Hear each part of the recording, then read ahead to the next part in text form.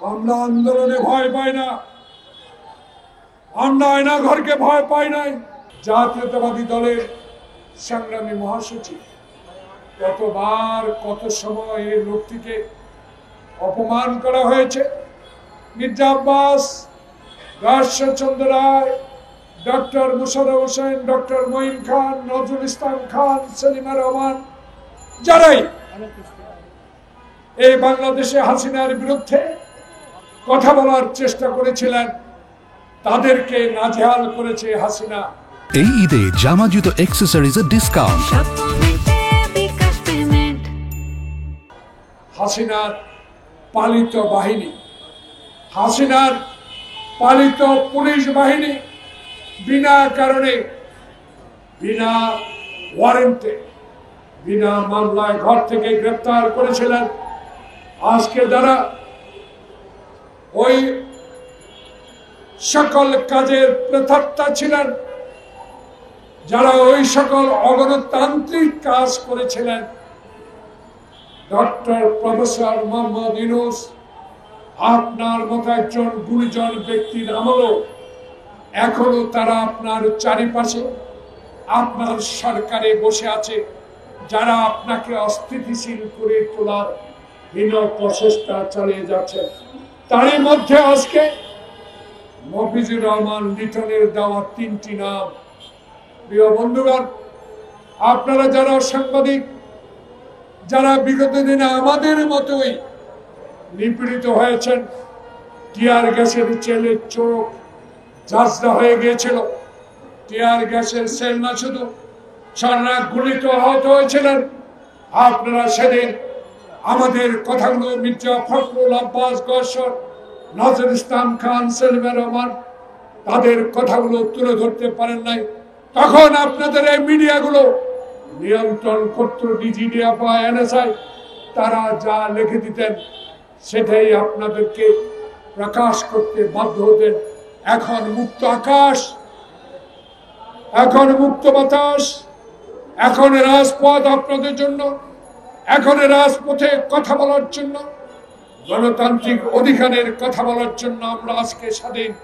সেই স্বাধীনতা এনে দিয়েছে 16 বছর আন্দোলন করে বাংলাদেশের জাতীয়তাবাদী শক্তির সাথে সকল গণতান্ত্রিক রাজনৈতিক দলগুলো সেই 16 বছরের আন্দোলনের ফসলকে ঘরে তুলেছে জুলাই আগস্ট বিপ্লবের নাইদের নেতৃত্বে।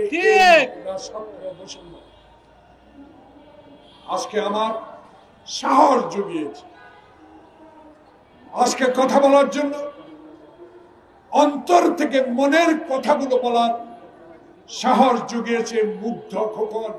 প্রিয় সাংবাদিক বন্ধুগণ, লেখাপড়া শিখে সাংবাদিকতা করে বৃষ্টিতে ভিজে রোদে শুকিয়ে আপনারা যারা সংবাদ সংগ্রহ করেছেন, এখন নির্ভয়ে নির্দ্বিধায় সকল কথা বলার সুযোগ করে দিয়েছে খোকনের রক্তে অর্জিত এই স্বাধীনতা। সেই স্বাধীনতা আসার 8 মাস প্রায় অতিবাহিত হতে যাচ্ছে। প্রিয় বন্ধুগণ, এখনো কেন যারা আমার বুকে গুলি করেছে, যারা আমার মায়ের বুক খালি করেছে, যারা বিনা কারণে আমাকে আয়না ঘরে নিয়ে মাসের পর মাস গ্রেফতার করে রেখেছে, তাদেরকে কেন আইনের আওতায় আনা হলো না? তার মধ্যে যারা 2014 সালে 154 জন বিনা প্রতিদ্বন্দ্বিতায় নির্বাচিত এমপি ঘোষণা করে, যারা 2018 সালে দিনের ভোটকে রাতে রূপান্তরিত করে বাংলাদেশে শেখ হাসিনাকে ক্ষমতায় বসিয়েছিলেন, যারা 2024 সালে ভাই ভাই দামি ভাই নির্বাচন দিয়ে বাংলাদেশের গণতন্ত্রকে গলা টিপে হত্যা করেছেন, তাদের অনেককেই কেন গ্রেফতারের আওতায় আনা হলো না? এই কথাগুলো বলার জন্য আজকে তৃণমূল নাগরিক আন্দোলনের লিটনের মাধ্যমে আমার প্রিয় সাংবাদিকের সামনে আমি ডক্টর প্রফেসর মোহাম্মদ ইউনূসের কর্ণগোচর করার চেষ্টা করছি। ঠিক প্রিয় বন্ধুগণ, দুঃখ লাগে, কষ্ট হয়। কত কষ্ট করেছে আমার ভাইয়েরা, মা হারিয়েছি জেলে থেকে, চোখের পানিতে বুক ভিজিয়ে দিয়েছি। শেখ হাসিনার কাছে কোনোদিনও সেই আমরা সে দয়া পাই নাই। আমার বন্ধু ইলিয়াস আলী যখন তার ছোট্ট বাচ্চা নিয়ে গণভবনে যায়, তখন ছোট্ট বাচ্চা চিৎকার দিয়ে হাসিনাকে বলেছে, মা আমার বাবাকে একটু ফিরিয়ে দাও। সেদিনও শেখ হাসিনার মন গলে নাই।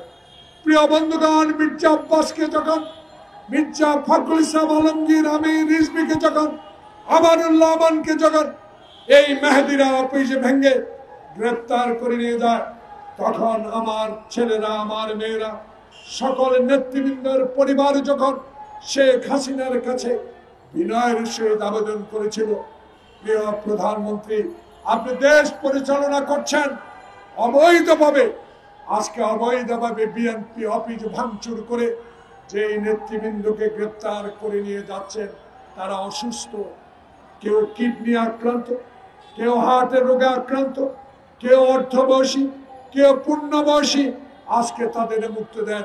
সেদিন মেহেদীকে আইনের আওতা আনার জন্য আবেদন করার পরেও আজকে কেন doctor professor Mohammad Yunus, IGP, commissioner, আইন শৃঙ্খলা বাহিনী, ডিজিডিএফআই, এনএসআই, কেন মেহেদী হারুনরা গ্রেপ্তারের আওতায় আসলো না? কারা আপনাকে আটকাচ্ছে?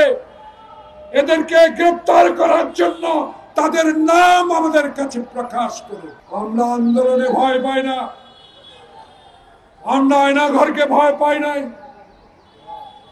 আমরা মেহেদী হারুনের রক্ত চক্ষু উপেক্ষা করে সংসদ ভবনে মিছিল করেছি, আহত হয়েছি, নির্যাতিত হয়েছি, তবুও ঘরের কোণে পালিয়ে যায় নাই, রাজপথে ছিলাম। এখনো আপনাকে কথা দিই, উপদেষ্টা মহোদয়, বীর মুক্তিযোদ্ধা মহোদয়, আপনার একজন সহযোদ্ধা হিসাবে আপনার কোনো ভয় নাই। উপরে আল্লাহ, নিচে 18 কোটি জনগণ আপনার সাথে আছে। তাই আজকে আমি দাবি জানাবো, এদেরকে যদি গ্রেপ্তারের আওতা আনতে পারেন, এদের রহস্য যদি উদ্ঘাটন করতে পারেন, এরা কেন মির্জা ফখরুল, আব্বাস, গওহরকে, আমানকে, রিজভীকে গ্রেপ্তার করা হলো, এদেরকে গ্রেপ্তারের আওতায় এনে এদের মুখ থেকে কথাগুলো বাইর করেন। কার নির্দেশে, কার অনুরোধে, কার আহ্বানে আমার এই শীর্ষ নেতাদেরকে গ্রেপ্তার করে মাসকে মাস আপনি কারাগারে রেখেছেন? তাই আজকে ডক্টর প্রফেসর মোহাম্মদ ইউনূস, আপনার কাছে অনুরোধ রইল, মেহেদী হারুন যারা বাংলাদেশে ফ্যাসিস্ট হাসিনার আপনজন হিসাবে কাজ করে বাংলাদেশের নিরীহ মানুষকে হত্যা করেছে, তাদেরকে গ্রেপ্তার করুন।